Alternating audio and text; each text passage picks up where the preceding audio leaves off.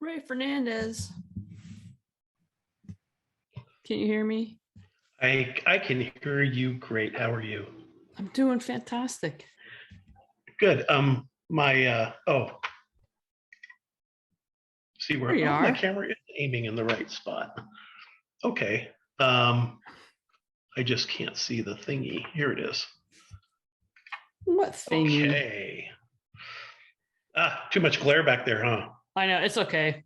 I don't think I won't keep the video on this one because I haven't taken a shower yet and there is a lot of glare in here. I have a window Well, that actually, yours is fine. I think if I just move over a little bit, Oh, there you it'll block go. it right out. Yeah. That's perfect. Excellent. Okay. Cool. Excellent. So how are you? Well, I am good. How are you? I'm doing good. I'm doing really well. How's Excellent. how's Colorado? It's beautiful. It's going to be 70 degrees out here, and the snow is in the mountains, but not down here yet. So I'm That kind of sounds hoping that it'll happen here soon. I want the snow, I know it's been 70 degrees here, and I'm just so tired of going for a leisurely walk and becoming a sweaty mess. right? It's like, come on, winter, get here. uh, All right, so this usually lasts about an hour. Oh, you got a new cup. It's pretty fancy. I oh, you like like it. that? You I like do that? like that. My home Um, cup. oh, that's a good idea. I like that. I still use my cup you gave me like almost every day. Awesome. They're great though, huh? Oh my god, yeah, the best. So look how adorable you are. Well, thanks. So I'm so excited, Ray Fernandez, that you're doing this show. I've been thinking about this for a long time, and I don't know. I just finally said, "Oh my god, I got to get a hold of Ray." So thank you for being here. Well, thank you. Hell yeah! Yeah. All right, so why don't you just give us a little bit of background about like how long you were a cop, where you were a cop, and your military career, and how you got started and all that. Well, let's see. My law enforcement career started in the mid 70s. I spent 30 years doing police work in the San Francisco Bay Area, working for three different departments. And that entire time, I was untreated and not diagnosed for PTSD. Did you get PTSD from the military, or when did you get PTSD? No, actually, I didn't serve in the military. I tried, and that's Oh, I what thought you propelled me in. did. That's what Oh, propelled okay. me into police work. Okay. Um, so I had kind of a shit show childhood, and when I got into high school, I was that weird, quiet kid that smoked dope behind the portable buildings, and not Awesome. many friends. And so I had this one person that was actually a friend. We were eating lunch one day, and he came up with this great idea. He said, "Hey, let's drop out of school, enlist in the army, and be gunners on helicopters and go to Vietnam. My brother's over there right now, so let's go join him." Wow. And I thought, what a genius! Let's do it. And so Yes, brilliant idea. the things that happen over a stale sandwich in a high school cafeteria.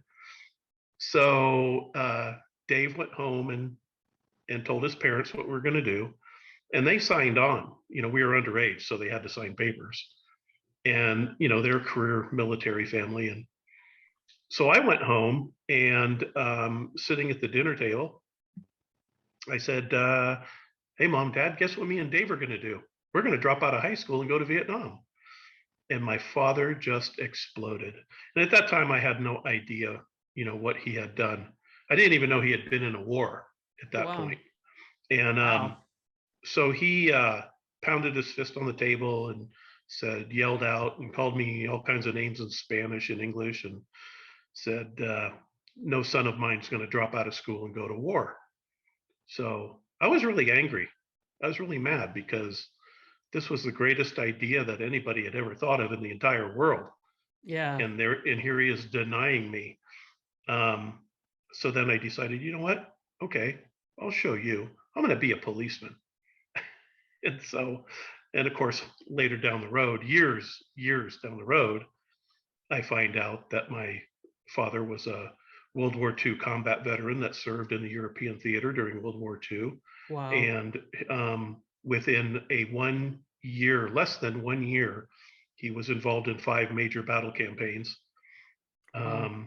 Yeah, his unit was overrun, and they were forced to into hand-to-hand combat and things like that. It was pretty brutal.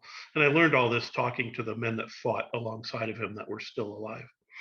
Um, yeah, so I became a policeman in as a spite kind of thing when I got in and realized that it was fun, all the gore and the excitement and things like that, the bodies.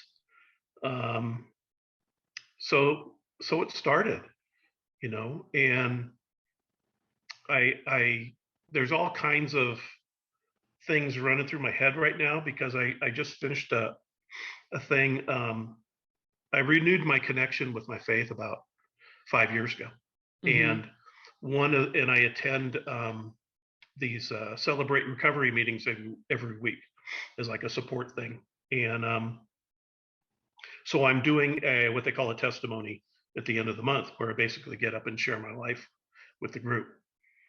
So I've been going all over my critical incidents and things, and so it's brought back a lot of stuff. So, Say this was good timing then. oh yeah, Perfect practice. really good timing. But it comes down to in the beginning, I didn't realize it, but I was seeing and doing things that nobody should ever have to see and do. I mean, Hmm. you get it. Your fire Oh service is yeah. no different. Hmm. Um, and so that unbeknownst to me, that began to take a toll. You can only go to so many fatal crashes, so many shootings, so many child deaths. And I knew in the first couple of years that there was something wrong with me inside. I had no clue what it was. Can I And ask? Can I ask about yeah, like how long into your career this started? You started having feeling like this? couple of years in. I mean, I can't give you an exact number, but it wasn't all that long, Okay. you know? And it and that was in late 70s, I guess. And so, as I went through this thing, um, one, that was an era of where you didn't cry, you didn't say anything to anybody, you never admitted that there was something wrong with you, and if you were, you know, pardon me, if you were physically hurt, um, you faked it and got back in the car and went, rather than, Hmm. oh, I have to go to the doctor. Excuse me.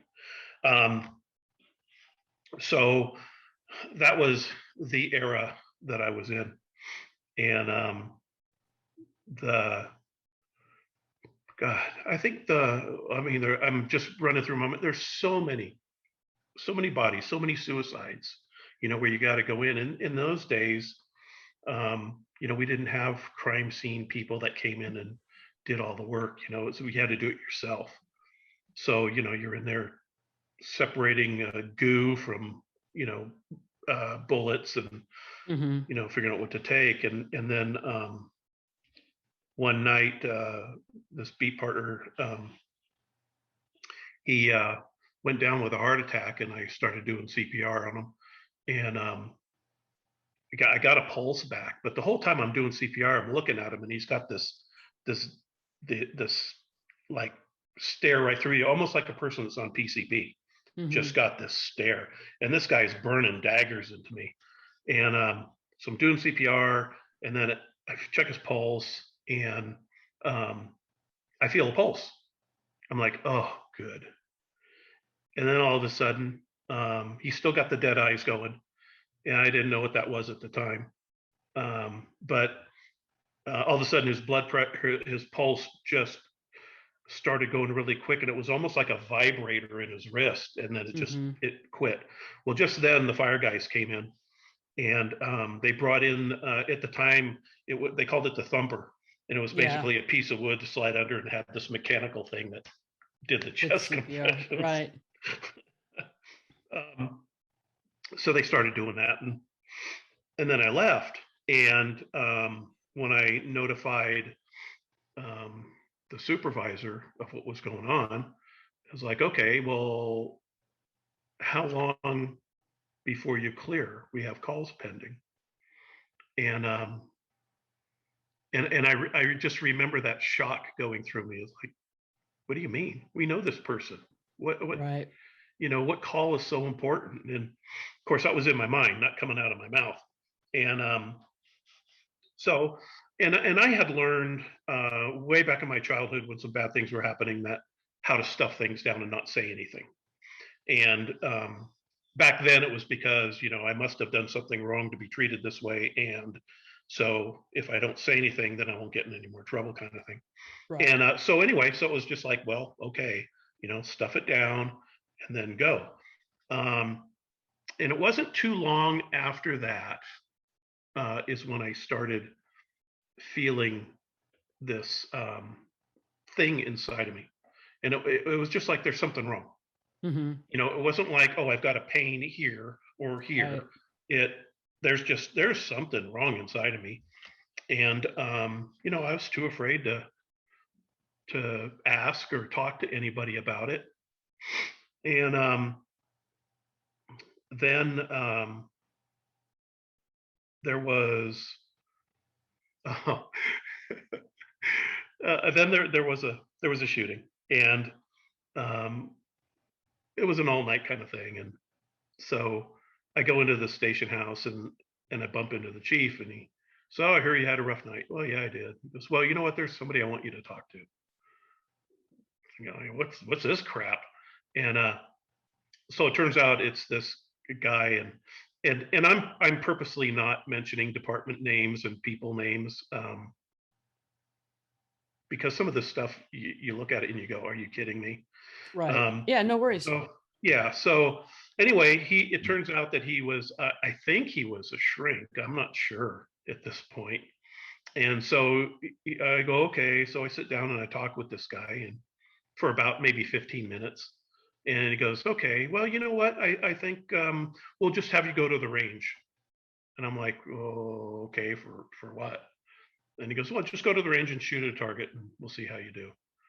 And I'm like, okay. So we go to I want to say it was either that day or the next day. Go out to this range, and it was actually the old. I think it was an old range by the prison. Anyway, um, so I got there, and I don't know how many rounds I shot, maybe 25, 30 rounds shot at a target. And then I said, okay. So I came back, said, hey, I did what you said. Okay, fine. Well, you're clear for duty. Oh, wait, did you get in the shooting? Well, yes, it was. I mean, the whole it was a shit show right from the get go. And this guy's cranking rounds off inside of his house, and um, it was um, it was a no hit thing, and ended up being a 45 to an hour long standoff, face to face kind of thing. And but it just boggled my mind that, oh, I'm supposed to talk to this guy. Oh, I go to the range and I shoot at a target. Okay, everything's fine. Right. Well, But my question is what kind of shooting were you? I mean, was that just like you went to somebody's shooting or you got in a shooting? no, so we went there. This guy's cranking rounds off inside his Right. house. Okay. And so we went there, and the um, the supervisor that was there, he made some decisions that um, were just not good. I don't think, um, put a lot of people in danger, and but I really love the guy and respect him, and he's no longer with us anymore. So I don't want to, disrespect his memory. But we ended up contacting this person, and like I said, being in a almost an hour face-to-face standoff with him. And he would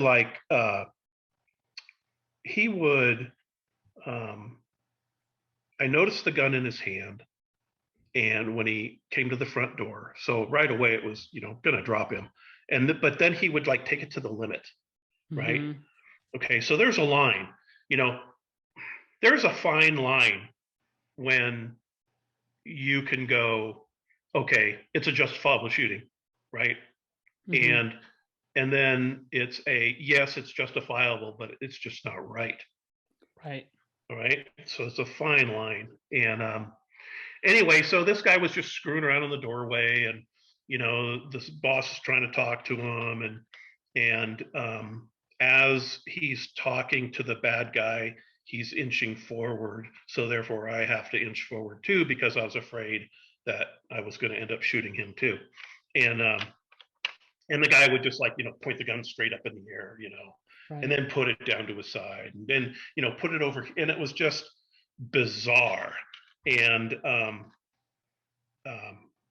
oh, and I'm chuckling through this whole thing. It was Right. serious, but I'm But it was. chuckling because before we got the call, I had diarrhea really bad, and I had to go to this. I was on my way to the station to Uh-huh. to Oh use the man. restroom, and so then this call came out, and I'm just like, so I'm standing there, going off stomach cramps and everything else.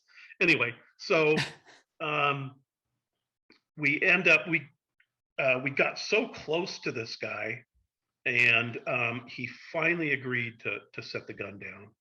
And by this time he had pulled a bar stool to the doorway and was sitting in the bar stool negotiating with us. And so he put the gun down finally, and we grabbed him and face planted him into the concrete, and booked him. And Gotcha. but it was, at that time, in those moments, it was okay. Hey, this is kind of fun. Well, ooh, gosh, you know what? He could have killed me. Yeah. And I could have killed him, and all this stuff just started going. And I so after, because we had to collect all of our evidence ourselves. After we were done, the boss says, "Hey, let's, it's close to last call. Let's go down to the bar." So we Oh go down yeah. there, and the barkeep, kept lining up the bottles, um, and then he closed, but he stayed and let us sit in there and continue drinking till like 3, 4 o'clock in the morning. And so the boss looks over at me and goes, You feel drunk?" I'm like, "No, not at all." And he goes, "Me neither." He goes, "Well, I guess it's time to call it a night." So we left, and then a couple at the station, and then met the chief. Um, but it was I didn't never really realize how badly that affected me Mhm. until later down the line. And so I don't remember how long. I mean, there was other stuff in between, Mhm. child death, traffic collision, and the father showed up on the scene. We didn't know it was the father, and he was trying to break the tape to come in, and Mhm. just being all weird. So we ended up fighting him down to the ground and throwing him in the car, and then we didn't realize until an hour later that it was the child's father. Oh wow. So it's just stuff like that, just layer Yeah. after layer after layer after layer. Mhm. And then about oh, I don't know, mid 80s, I'll say maybe 82, 83, 1983, somewhere around there. Um, so one of the things, I told you about the testimony coming up. Mhm. So one of the things that I had written down here, just a bunch of notes, as I dwelled in the cesspool that my mind became, I didn't realize my life would never be the same. So then comes 1982, 83, and I was just empty, you know. I had seen a lot, not as much as some, more than others, that kind of thing. And I was just empty. And one day I'm sitting on my couch, and I had to go to late shift that day. So I was sitting on my couch and um, took out my gun because I was decided, oh, you know what, I'll clean it before I go to work. And as I'm sitting there, all of a sudden this thing just came to me. I want to end the emptiness. Mm-hmm. And um, there was no thoughts about family or anything like that. It was kind of just came into my mind, almost like, oh, it's Thursday. I think I'll go to the store. Yeah, totally. That's how it came in. So I sat there, and so I had this 45 in my hand, and I'm thinking, wonder what hand should I use? Duh, I'm right-handed, right? But for some reason, I'm thinking maybe if I use my left hand, um, and then as I did that, I was looking at it, I'm like, I wonder what the bullet's going to look like when it comes out. And so I pulled the slide back to let some light into it, and I looked down the barrel, you know, um, another firearm mistake. But I saw the duty ammo was hollow points, and I saw the cross on the hollow point, and I looked at that and I went, "Oh fuck, that's gonna hurt," and it just scared the shit out of me. Mm-hmm. And so I dropped the mag, racked the round out, threw the gun on the floor, and and I just thought, how stupid was that? And went in, took a shower, got all ready, and went to work. Mm-hmm. Well, am I going to tell anybody about that? Oh, Hell hell no. no. Because if you at that time, if you cried, if you said you were scared, all that kind of stuff, you were damaged goods. Nobody'd want to work with you. They couldn't Right. trust you, that kind of thing. So I adopted this mindset that everything was fun. Fatal crash, dismembered bodies, it's fun. I'm getting paid to have fun. And that's kind of, it just kind of drives you. Totally. Oh, this is so cool. I can't wait for midnight to come around again, because I get to work another 8 hours. We were 5 days a week at the time. And of course, on the off hours, it's, you're out drinking with everybody on the shift and telling war stories and all that kind of stuff. So then I moved. I forget how many years that lasted, quite a few, 10, 13, something like that. Anyway, I moved to another department because I wanted a little bit more action. I wanted more fun, right? That junkie craving the adrenaline. Immerse yourself in it more.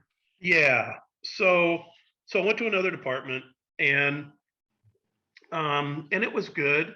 There were a lot of really good people there, and then there were some that weren't so good.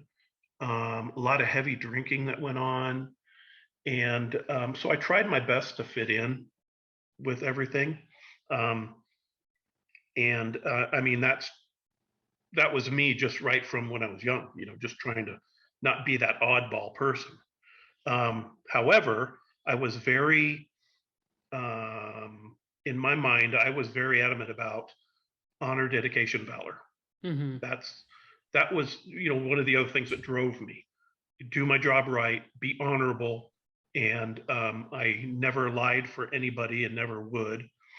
And I made it pretty clear to most everybody I worked with that, I'm not going to lie for you.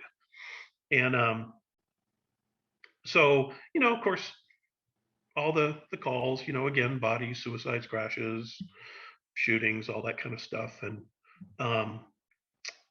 then I ran into a couple of kids in a car, and they went to get the registration out of the glove box, and kid pulls out a gun and sticks it right in my face. So it's like, shit, grab onto that thing. And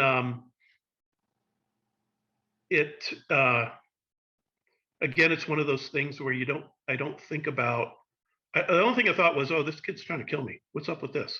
Right. Right. Nothing else. And, luckily nothing happened, and in custody and all that other stuff. 14 years old. So that's another one of those that I just didn't realize, how bad it was. Go in, write the report, all done, ship it in, go back out, Yep. crank out some more tags.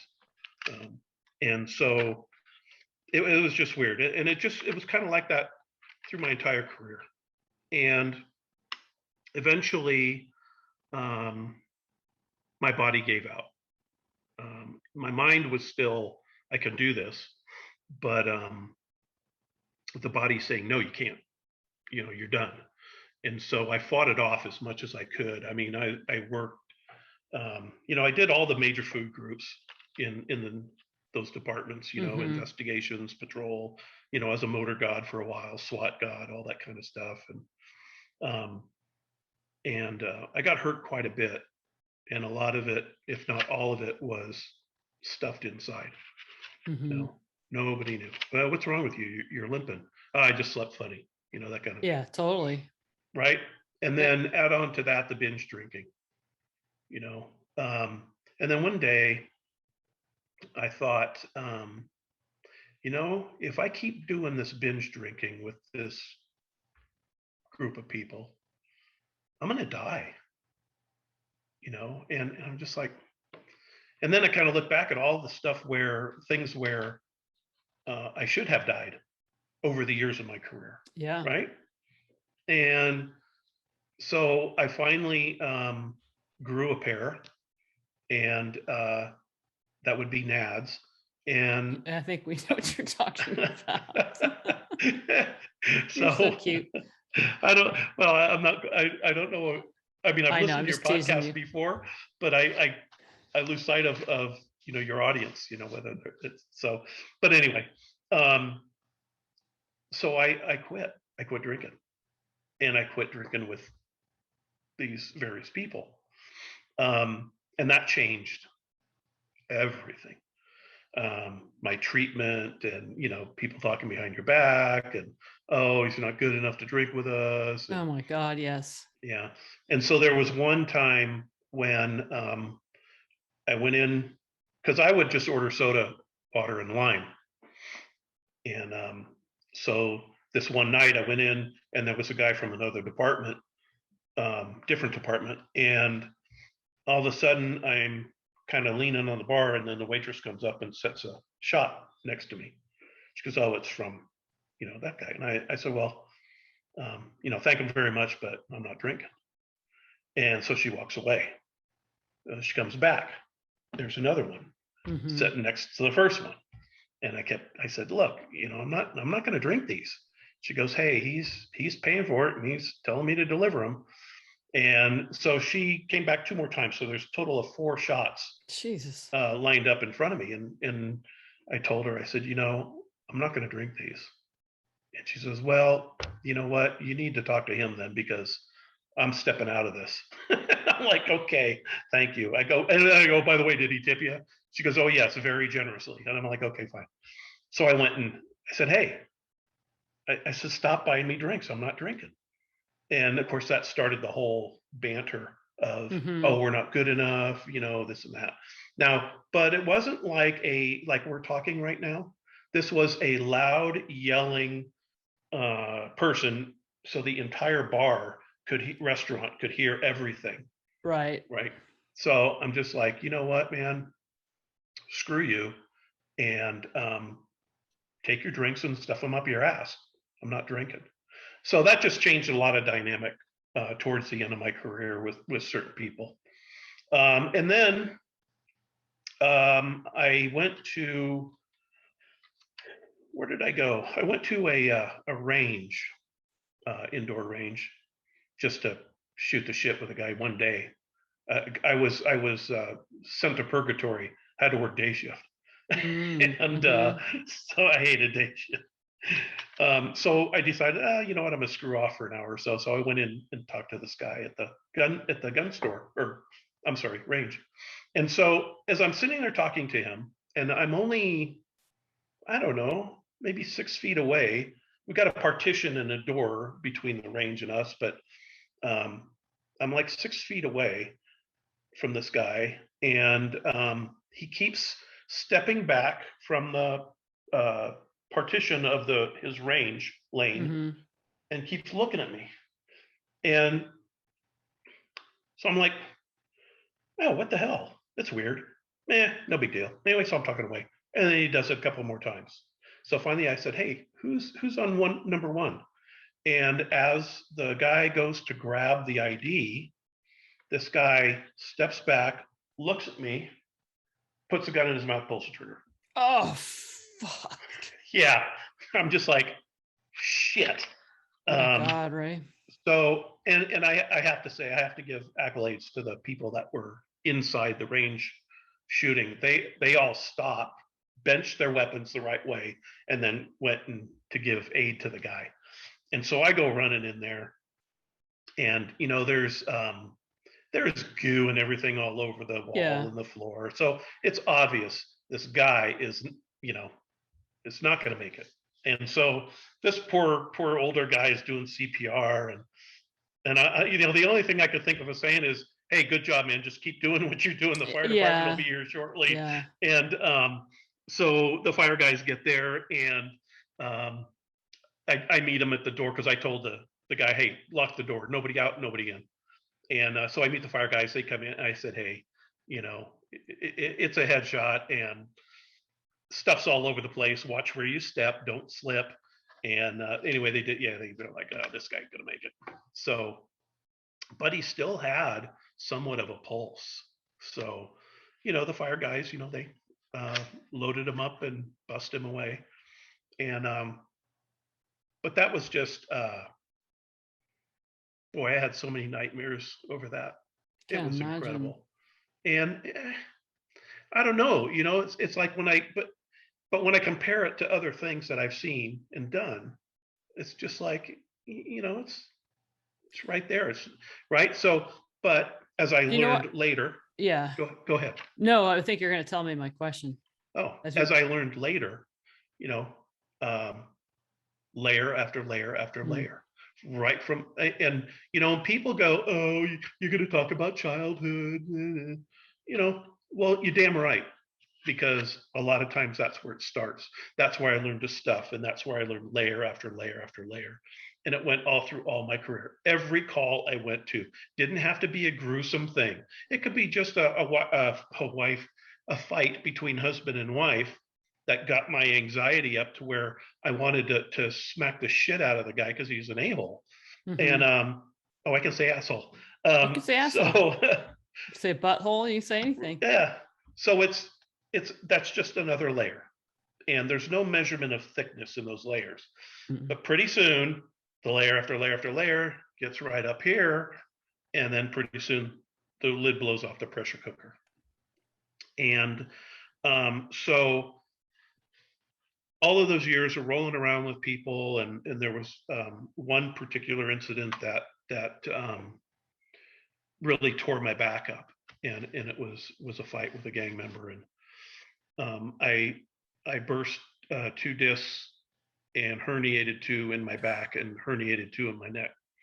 So I had seen some friends go through back fusions and things like that, and they were 100% worse than whenever before surgery. And so I said, there's no way I'm going to be like that. No way. So I turned down the surgeries, and I was able to get myself back to work. And so things were going okay. And I was fortunate enough to be reassigned to the motor unit. So I was a motor god again.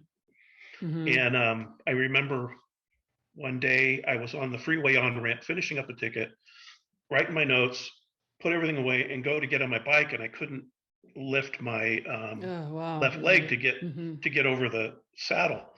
And I ended up grabbing the material in my pants and literally throwing my leg over the thing to get on the motor. And I was right at the end of the day. So I figured I'll go home, take a rest. I'll be okay. And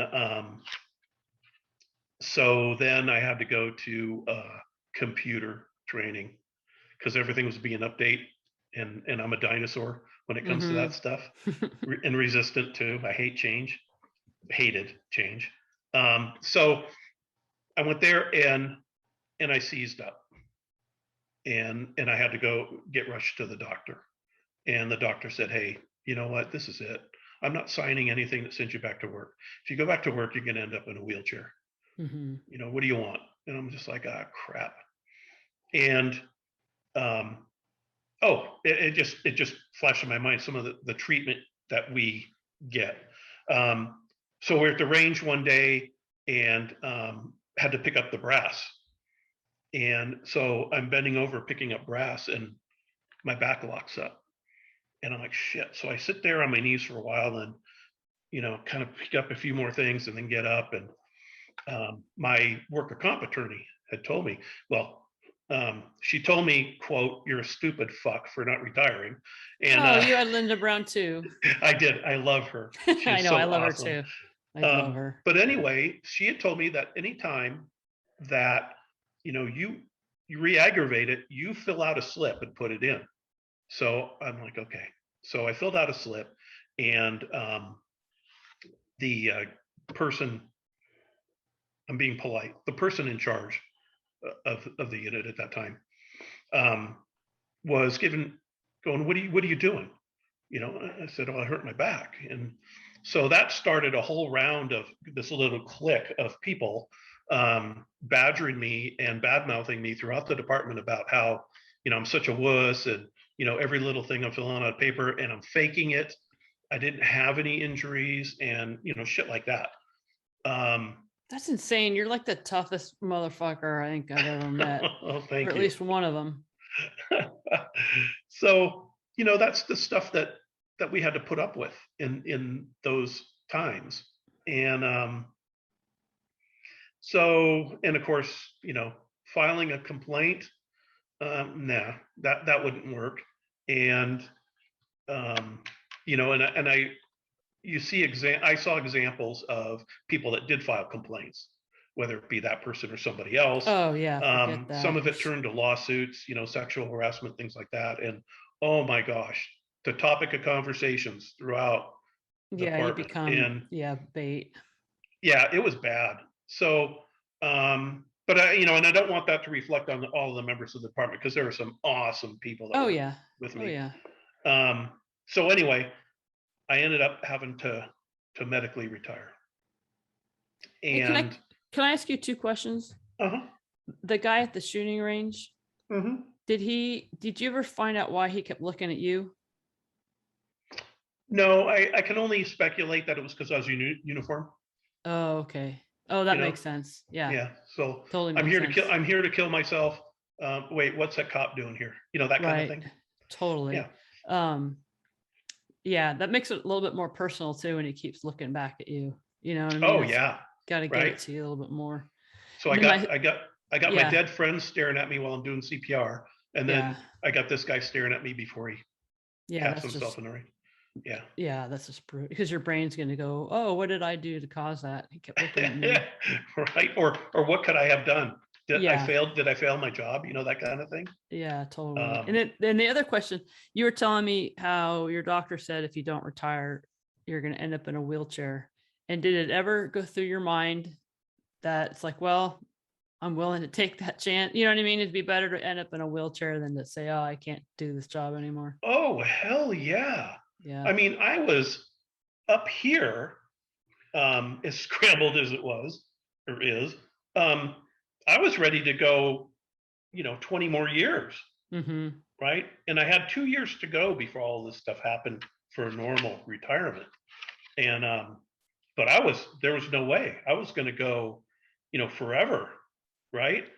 And, I joke about that too. It's like, I was going to go till I was 100. Could you imagine the retirement money? Yeah. Not to mention you couldn't do anything with it, but right. Yeah. So the mind was hard charging. I can still do it. I still got my cat-like skills, and I was probably 30 pounds lighter, than now. And it hurt. It hurt so bad. I had Geez, hurt. I mean, there was all kinds of hurtful things through my career, and there was one in particular where um,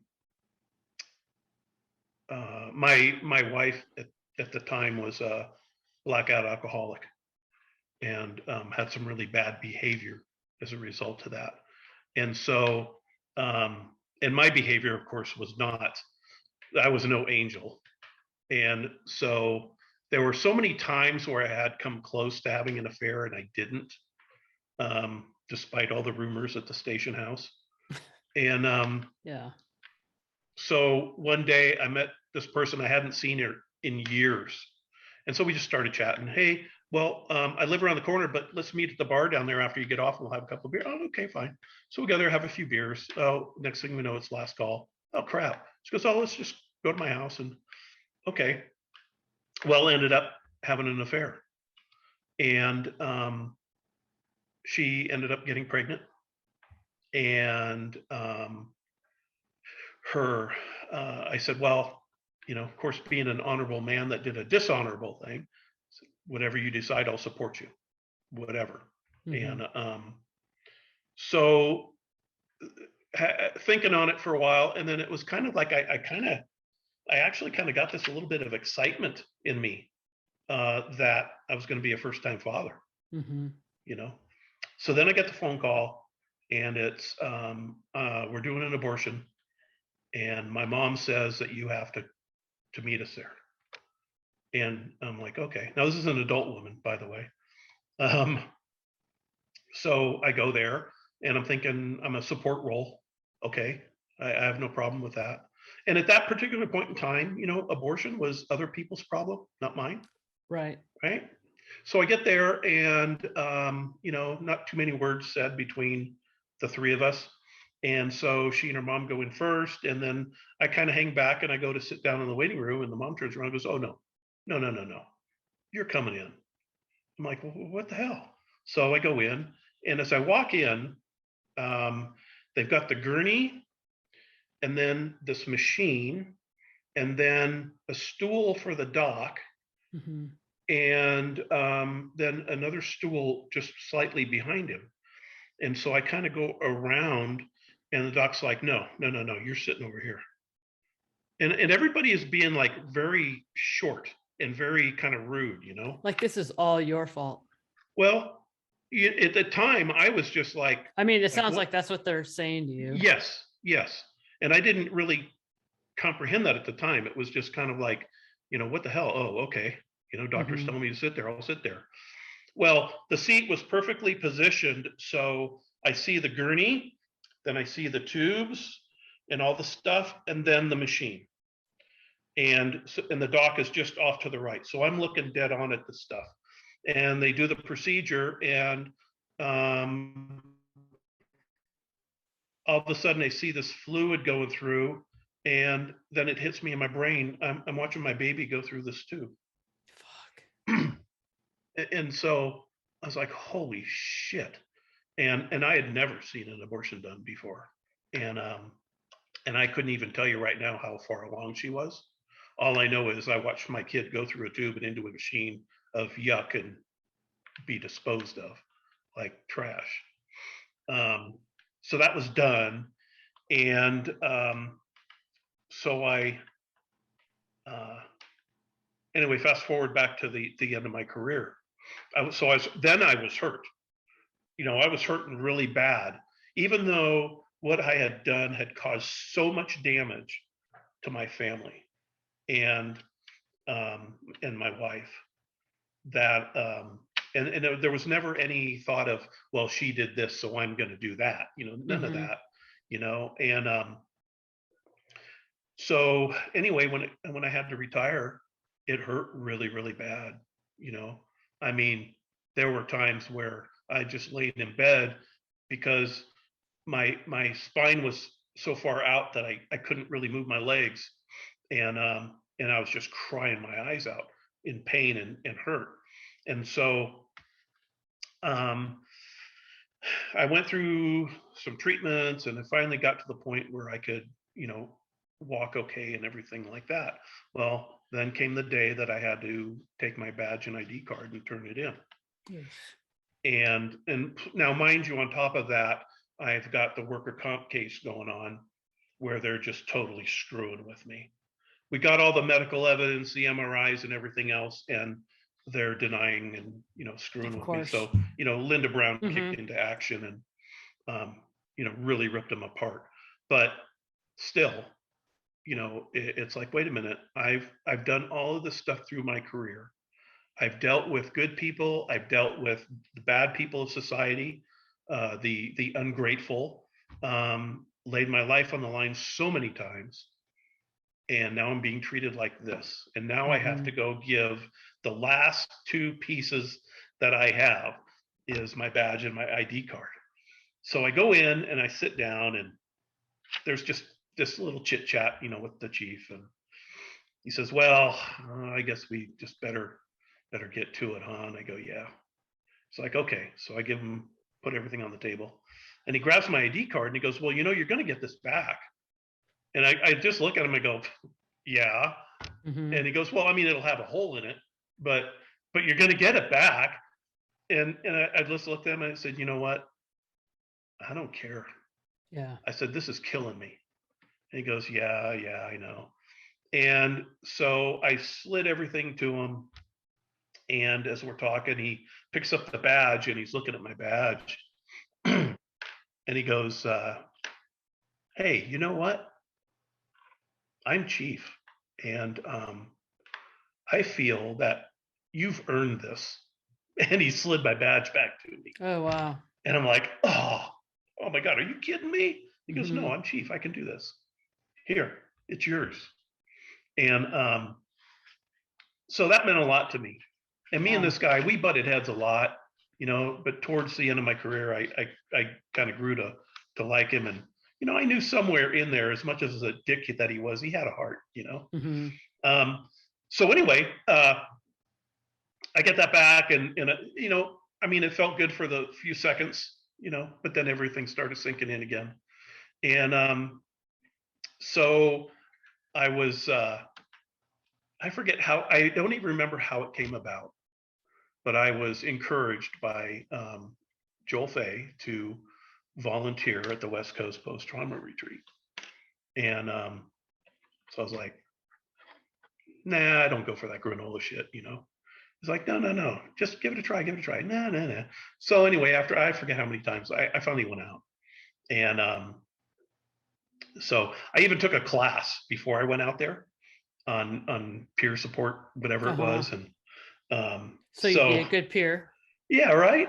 So I go out there, and at that time they had this thing where if a client canceled, they'd open up the program to the volunteering peers to go. And so this one day, and I don't even remember how many times I'd gone, but anyway, this one day, I mean, literally at the last minute, there was a cancellation. So standing at the table, and it's like, hey, anybody want to, any of you guys want to go through? We got a cancellation. No, we're all, no, we're fine. Oh, yeah, we're fine. That's fine. Yeah. So anyway, a little bit later, the second announcement goes out, and I'm standing next to this table. Dr. Kamina is doing something with some paperwork, and I go, no, I'm fine, thanks. And he stops, and he's got his glasses down here now, and he looks up at me, and he goes, Ray, I really think you should go through the program. And I'm just like, oh, shit. So anyway, and I've been, I've been a peer-to-peer ever since. So we're going on 19 years now. That's so awesome. Yeah. And, I'll say that West Coast Post-Trauma Retreat, or as they call it now, the First Responder Support Network, saved my life. There's even through that whole time period, I was still going through bouts of depression, and actually was still going through it up until about a year ago, a little over a year ago. And so I pretty much, pay back, give back, saved my life. And I mean that literally, not figuratively. And so I did all of that.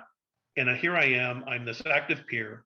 I mean, there was a couple of years in a row where I was going out there, doing 10 sessions Yeah, you were a doing a year. lot for a while. Yeah. Yeah. And I live in Colorado. So I'm Yeah. driving out there because I have this thing about flying. But I'm working on that. Not.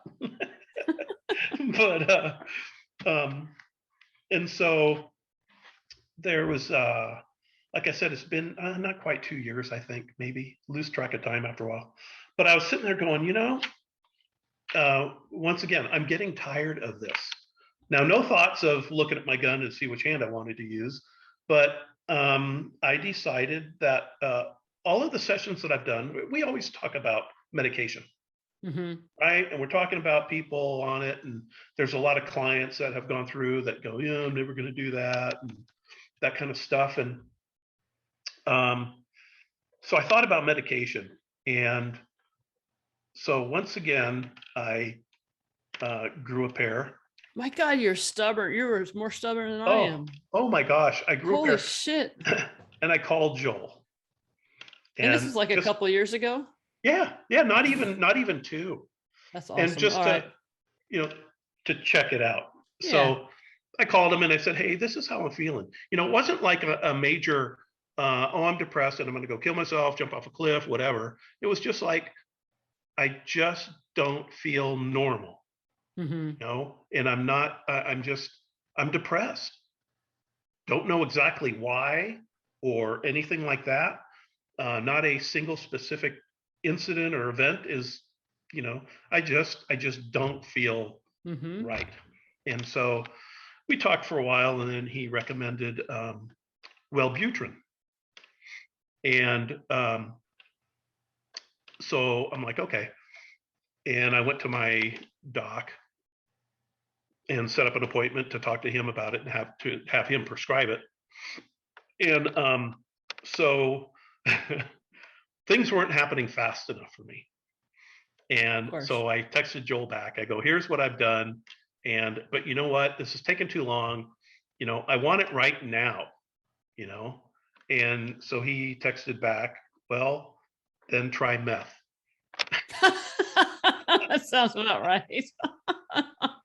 And so I saw that and I just started laughing, and I love Joel. He's a good guy, and we worked together for a long time. Yeah, I love him too. Yeah. Anyway, so that cracked me up, and it actually helped because it made me realize up here how stupid I was being, and so that changed my whole mindset. And so I got on Wellbutrin. 300 milligrams a day. You got on meth. Yeah, no, yeah. So I got on meth. No, okay, see, I still got teeth. You still got teeth. You're doing good. Okay, so you got on Wellbutrin. How much a day? 300 milligrams. And I'm now right at that even keel point where, I could probably go up a notch maybe, but I feel good. And, I mean, I'm single now. So yeah, I get lonely, but it's not like, I don't go in a corner and curl up anymore. And so it's working out, really, really well. And so then like I said in the beginning, I reconnected with God here about 5 years ago. And with that, I've been attending Bible study classes. So it's every Sunday I go to Bible study and then go to church service. Well, during a service, they started talking about this program called Celebrate Recovery through the church. So I'm like, well, you know what? My neighbor, she's like, well, I've been to a couple. Why don't you go? I'm like, okay, I'll go. So I got there, and they do this big general meeting. It's a big meeting. I want to say it's like AA, but it's not like AA. Gotcha. It's different. And but it's people from all walks of life, just like AA. Alcoholics, drug addicts, people that are done codependency, things like that. So they do this big meeting, and there's usually a lesson, and then they cover 12 steps, 8 principles, and then they split up into small groups. men's small group and women's small group in separate rooms. And the way they have it structured is that you go in there and basically gives you a chance to just unload anything that's either happened or you're going through for the past week without interruption. And so I was scared shitless. I was like, I was the only first responder, still am. And so I went in there and I listened. And so when it came to me, I just gave just a brief, this is who I am, this is what I've been, and, maybe see you next week. So I've been attending those on a regular basis. And with all of the whole thing combined, I have met some awesome people. I'm telling you, Christy, there are people in that group that even I would have never, ever, ever imagined in my life that I'd ever sit next to, let alone talk to them. Mm-hmm. And it turns out that, they're really good people. Mm-hmm. There's people in there that, yes, they have an addiction, but they made mistakes and they're trying their hardest to overcome it. And with the addition of that, and like, this is for me, so I'm not saying that everybody out there in podcast world should do it, but this is what worked for me. I feel like I have progressed faster and more with more, I don't know what to call it, down my healing path with the addition of Celebrate Recovery. And it's not any granola kind of thing, and it's basically it's faith-based, so there's a lot of Godism in there, which is cool, because I love the history, learning about the history. And it's not just some guy that sat off in a corner and wrote the book and called it the Bible. Mm-hmm. I mean, there's verses in there where there are still ruins from that particular verse. So so I'm just enjoying the hell out of it. And it had a couple of it mixed in, there were a couple of courses, like a step study, and studying all the 12 steps. Mm-hmm. But it's like you really got to dig deep inside yourself when the study's going on, and then you share it with this intimate group of people, anywhere from 12 to, well, we ended up with 7 at the very end with ours.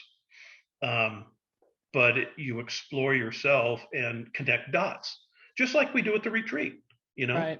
Right? We dig into their minds and we help them learn how to connect dots. So this is the same thing, and it's just an additional, I don't know what to call it, but it's really good shit. That's awesome. Yeah. Do you think the medication has helped you too, like be able to like get to that point? Yes, absolutely. And and of course the only regret I have is that I wish I had done it sooner. Yep. Yeah, sooner. And it's kind of funny. There was one of the shrinketeers that attends and does EMDR years ago. I forget how long. She blew me up with EMDR.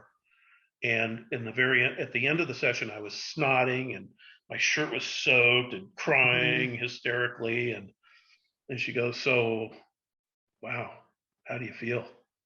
I go, "I feel great. Fine. I feel like I've run 2 marathons, but I feel great." And the one thing that she pointed out, she goes, look at your childhood, look at your behavior during your career and your personal life. She goes, you've been suicidal all your life. Mm-hmm. I'm like, well, thanks, Paula. I go, I just had something really cool, and now you're telling me I've been screwed for life. And she goes, no, I'm just saying, if you put it all together, your risky behavior at work, looking for that baddest of the bad and finding them, but she says, but you're on the right path. Yeah, absolutely. She goes, you're going to be okay. And I'm like, well, yeah, good, because I haven't had any suicidal thoughts for since that time back in the 80s. And she goes, no, I know, but just, you got to look at everything.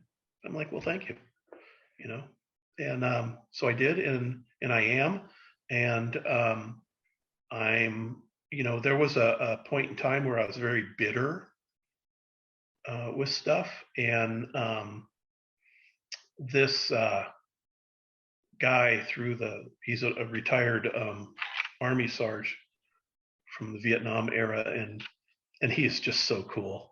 But he showed me a way to deal with my anger, and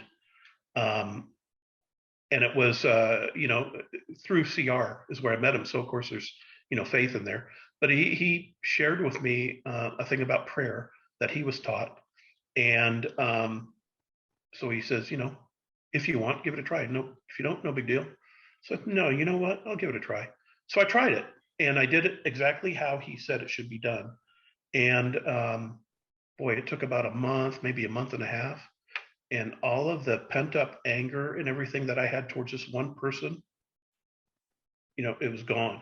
And it went away to the point where I actually felt sorry for this person that I've been so angry at, because the fact that they're such a dickhead, narcissist, that it must be really hard to live like that. Yeah. And there are a few other thoughts, but I don't want to kill him anymore. So that's really cool. So no, I've seen you really angry. I seen you when your whole body was shaking with anger. Yeah. Oh yeah. that was intense, and yeah, it's hard. So that's incredible too. Yeah. And so I apply that to pretty much everything that angers me. And I'm telling you, it feels so good to purge all that crap out. Oh my gosh. Oh, it's amazing. And we hold on to it for so long, I think, because it's comfortable and it's easy, and it's not easy, but it's easier, I think, on the surface. Yeah. It's like, why did I hold it in for so long? And even when I would share it with a doc, things like that, it's still there. Right. And that's not a knock against the docs, but it's still there. And so this just really, it clicked with me, and it worked out really, really good. And so I'm in a really, really super good place. Oh, I'm so happy to hear that. Yeah. I didn't realize you were struggling all that time.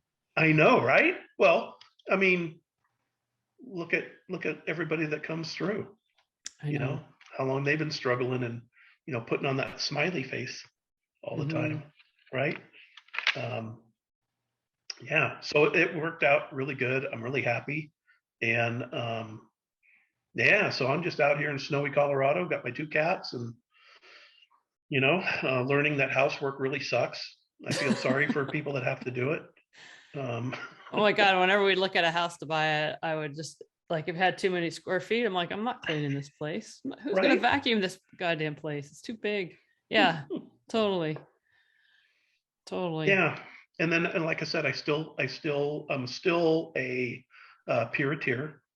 And so I go out, and Nick asked me to cut down in the amount of sessions. So I promised him I would, and I've held my promise. And as much as I hate to admit it, the evil Nick was right, and it's been kind of nice having a good break in between sessions, It is, isn't it? Yeah. Yeah. So, awesome.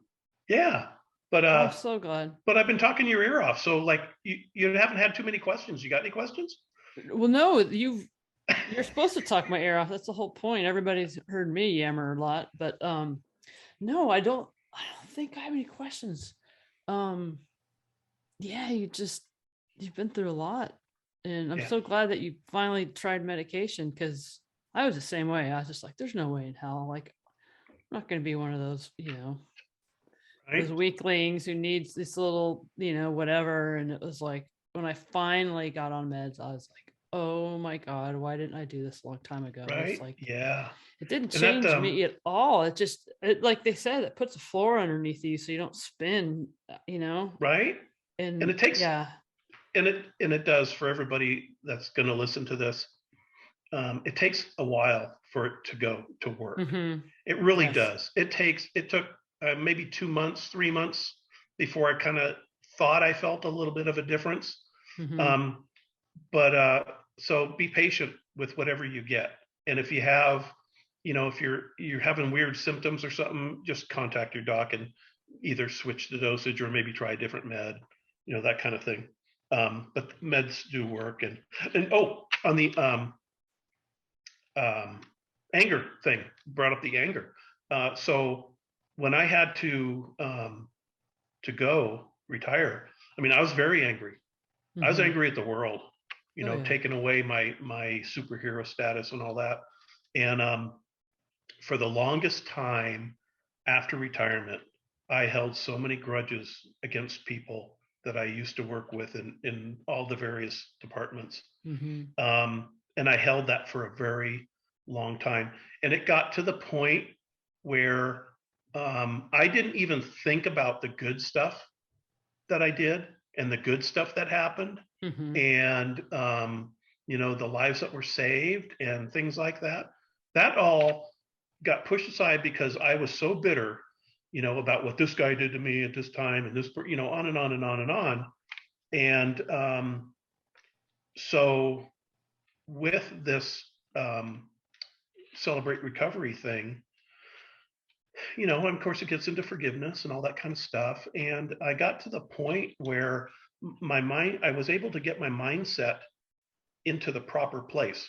In other words, cherish all of the good things that I did, be proud of my career and what I did, and take the good and also the bad too, but just without converting myself into this mean machine, hate machine, and that has done wonders, because I'm proud of what I did during my career, and I'm not afraid to admit it anymore, All that was just a defense mechanism, so nobody could crack the surface and see what was really going on inside. Right. And and I see so many clients come through the retreat that are like, I hate, police work and everybody's corrupt and, a bunch of a-holes and all that. And it's just, I'm just like, I feel so bad for them. Because I'm like, hopefully you can get to that point where you go, hey, wait a minute. Those were just a few bad spots here and there, not your whole career, Right. I mean, you've done, it's like, I'm thinking of one person right now in particular. It's like, my gosh, you've done so much and you literally saved so many lives in just one of your critical incidents. Right. And that's stuff to be proud of. And at that time they were not, which was really sad. Yeah, but, you're absolutely right. Yeah. So I can look at everything very clear now. I'm actually, it's just so refreshing to be able to see the vivid colors of, this beautiful place where I live. And that's just so awesome. Nothing's gray anymore. It's all green and red and bright. And yeah, it's cool shit. Bomb, and you deserve it. You're such a good dude. Thank you. You guys could see Ray. He's this badass and he's all tatted out and not like a gangbanger, but he's got some pretty good tats and he has cats and he loves his cats. And he had like this. Do you still have your stuffed elephant? Isn't it Ellie? Oh, Wally. Yeah, I still got Wally. He's got a stuffed elephant he takes with him, and yeah, he's super. But it's like I think those are. How do I say this? Those are the ones that get injured on the job mentally, or I should say, in their brain, are the ones that are very kind, compassionate, and care a lot. Well, you know what I mean? Right. And for so many years, I had no compassion. Mm-hmm. I had no. So you lose it. Yeah, my emotions were they were gone. You just couldn't take it anymore. I had no heart. My heart was just locked away behind these walls that I constructed myself. Nobody's fault but my own on that. And so there were things that went on that it's like, I don't give a shit. Come on, it's almost my lunch break's coming up. Let's get going here, right? And I had what little compassion that I could muster went to the children, kids, child deaths, and excuse me, and my anger went to the bad suspects, and And that's not a very good combination, No. you know. Mm-mm. And of course, didn't realize that till many years down the road. But it's it's not where I've been, and it's not what happened. It's where I'm going and what I'm doing. Yep. Where you Right? are. Yep. Yeah, and that's Absolutely. for all of us. It's not what you did, it's what you do. And so I chose the right path for me, and yeah, I'm damn happy. I'm so happy for you. You're the best. I adore you. I I'm adore you hope too. I'm hoping we will see each other at WCPR soon. Oh gosh, I hope so. I love working with you. You're I awesome. know. We used to see you all the time there, and it's been a while. I Yeah. took a break too, and um yeah, but awesome. All right, Ray. I can't thank you enough for taking the time and telling us your story and doing all that you're doing. And yeah, so thanks. Well, thank you. It's been fun. It's good seeing you.